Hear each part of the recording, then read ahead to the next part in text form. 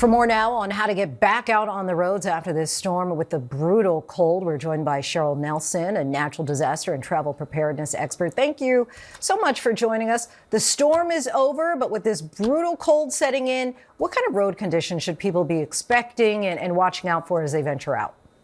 Yeah. Hi, Lindsay. Thanks so much for having me on. And you're right. Just because the snow is over, it does not mean it is safe to go outside. We are dealing with prolonged cold temperatures across much of the eastern and central part of the United States.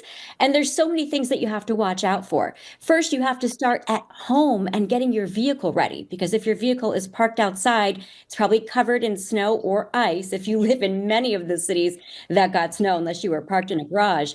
And the mistake that people make before they hit the road is that they don't clear the snow off the entire vehicle. Yes, I'm talking the roof as well.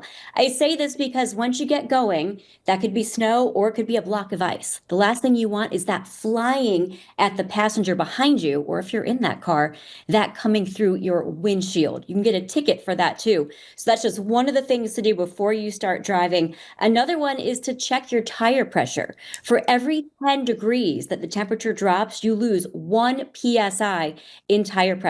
You want adequate pressure to maintain that grip with the roadways. Also, check your fluids, make sure they are filled in your car and everything looks good there. Windshield washer fluid, have that, fill it up, have an extra bottle in your car, and make sure it's the kind that really can withstand the super cold temperatures. Those are the things you want to do before you even start getting on the road. All right, some really good tips there. How long should people anticipate dealing with hazardous roads with this combination of a winter storm followed by this extreme cold?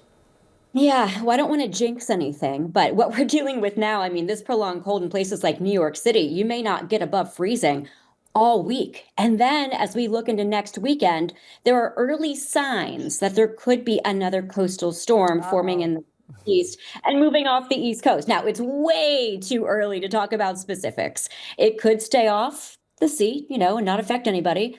Or we could be dealing with round two. So, really, everything you wished you had for this winter storm, this might be the time to run out and get supplies just in case for the next one. Word to the wise there. How long would it normally take for roads to get back to normal after a storm like this? Well, primary roads, I mean, that can really depends on where you live. If you're in Syracuse, New York, I lived there for several years.